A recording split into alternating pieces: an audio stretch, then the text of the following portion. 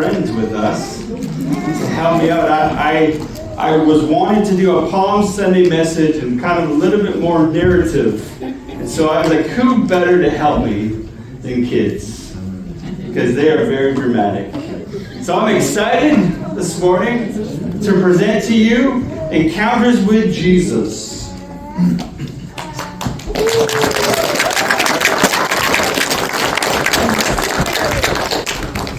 Okay, the scripture for this morning comes from Luke 19, verses 28 to 40. After telling this story, Jesus went on towards Jerusalem, walking ahead of his disciples. As he came to the towns of Bethphage and Bethany on the Mount of Olives, he sent 2 disciples ahead. "Go into that village over there," he told them. "As you enter it, you will see a young donkey tied there that no one has ever ridden. Untie it and bring it here. If anyone asks, why are you untying that colt? Just say, 'The Lord needs it.'" So they went and found the colt, just as Jesus had said. And sure enough, as they were untying it, the owners asked them, "Why are you untying that colt?" And the disciples simply replied, "The Lord needs it." So they brought the colt to Jesus and threw their garments over it for him to ride on. As he rode along, the crowds spread out their garments on the road ahead of him. When he reached the place where the road started down the Mount of Olives, all of his followers began to shout and sing as they walked along, praising God for all the wonderful miracles they had seen. "Blessings on the King who comes in the name of the Lord. Peace in heaven and glory in the highest heaven." But some of the Pharisees among the crowd said, "Teacher, rebuke your followers for saying things like that." Jesus replied, "If they kept quiet, the stones along the road would burst into cheers." I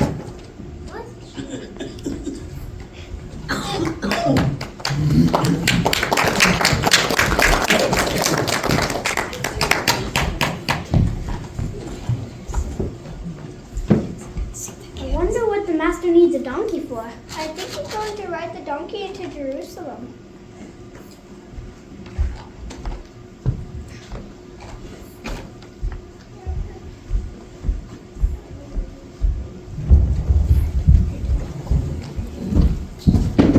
This was a strange request. You see, Jesus was coming into Jerusalem. He was coming to fulfill his mission. Some felt his mission was he was going to be a conquering king to overthrow Rome. Others thought maybe a politician. He was going to come and stand against Herod and Caiaphas. Finally, somebody would have the guts to take these guys on. No, but Jesus knew why he was coming to Jerusalem. He was coming to bring humanity back into right standing with God.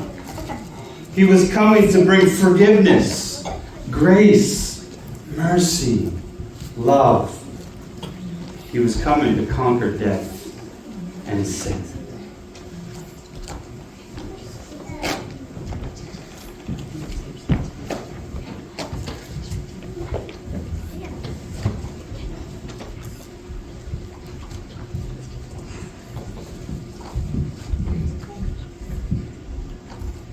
What a fine day to ride into Jerusalem.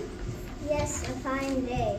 The other 2 will be back any time with the finest donkey. What? A donkey?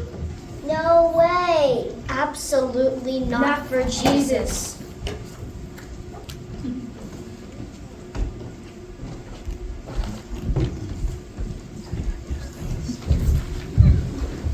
Come on. Who are we kidding here? Come on. Really? A donkey? Who ever heard of a king riding on a donkey? The disciples are right. This makes no sense. Jesus, come on. Give your head a shake here. What are you thinking? Jesus, as he's walking along, it tells us that he he went past the Mount of Olives. Was Jesus like, I'm kind of hungry right now. I could really use some olives. A little salad. No, actually, Jesus was thinking that the Garden of Gethsemane is in the Mount of Olives. I am about to go there. It's going to be my final time as I pray before the Father. Oh, Jesus was thinking about the deep anguish that this was going to be. Father, if there be any other way, would you take this cup from me? But your will. Your will. Jesus would cry out these words. If there be any other way to do this, take it from me, but I will do what you want me to do because I obey your will. See, Jesus knew why he was coming. He knew his mission. He knew that this was going to be painful, that this was going to be anguish, this was going to be a sacrifice. But it was a sacrifice he was willing to make. And he would do it again, anytime. See, friends, you need to understand something, that Jesus' love is amazing. It's miraculous. It is powerful. And the greatest thing that we know about Jesus' love is it is unconditional. There are no conditions to the love of Jesus.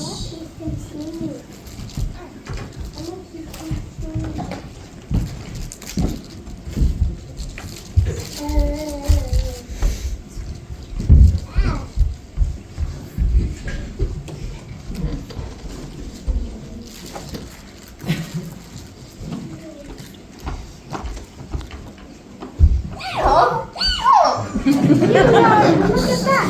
Wow, there was a donkey. Is that Jesus? How did he know? Hello, he's Jesus. Hi, Daddy. Hey, donkey, what are you doing with that donkey? The Lord needs this donkey. Okay. That sounds good to me.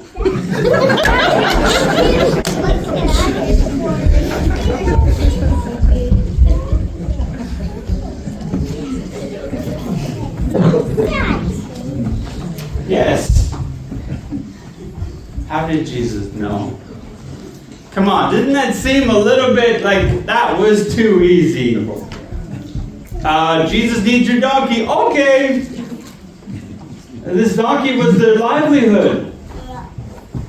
This donkey would bring in the money for them. And because Jesus needs it, okay. Seems too easy. How did he know? He sends the disciples ahead, tells them exactly what's going to happen, and it happens exactly as he says. How did he know? I know you saw the hello, it's Jesus. Because remember, he is fully man, but he is also fully God. There lies the mystery. In fact, if you know your Old Testament, it was actually predicted in Zechariah 9, verse 9. And it spoke these words, "Behold, your king coming riding humbly on a donkey." Let's make it a little bit more sense now, isn't it? It was predicted, and Jesus said it just as it was predicted. A donkey. He needs a donkey. See, Jesus is coming. But he's coming humbly, riding on a donkey. But the question I wonder is, how is he going to be received when he enters into Jerusalem?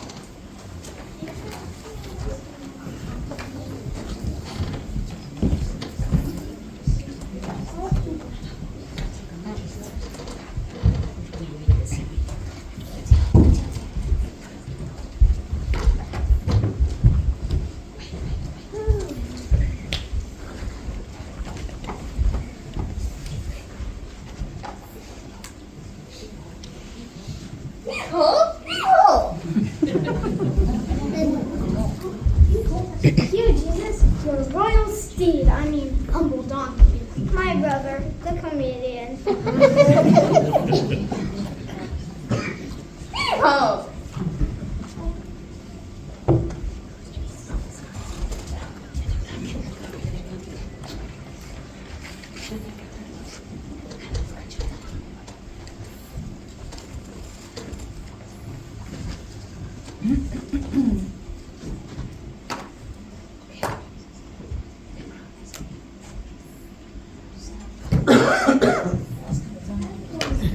That's the Jesus. Hosanna to the King! Hosanna to the King! Hosanna to the King! Hosanna to the King! Hosanna to the King!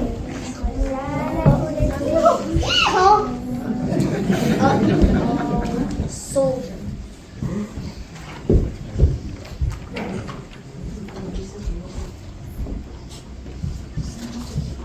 Hosanna to the King! Hosanna to the King! Hosanna to the King! Hosanna to the King!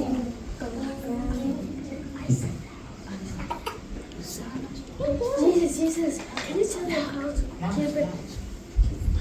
Jesus, can you tell the crowd to keep it down? The Roman soldiers that don't look happy. Let's keep it quiet. If the crowd keeps quiet, the rocks will burst into tears. Which would be better?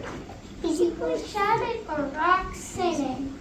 Hosanna to the King! Hosanna to the King! Hosanna to the King! Hosanna to the King! Hosanna to the King! Hosanna to the King! Hosanna to the King! Hosanna to the King!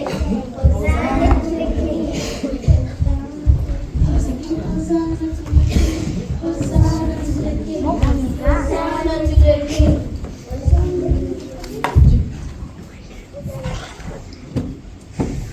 That's what I like.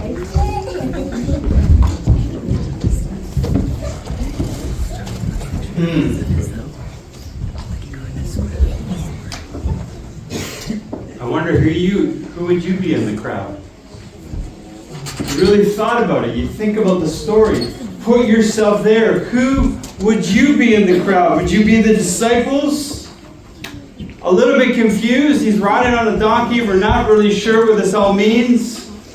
But they're loyal to Jesus.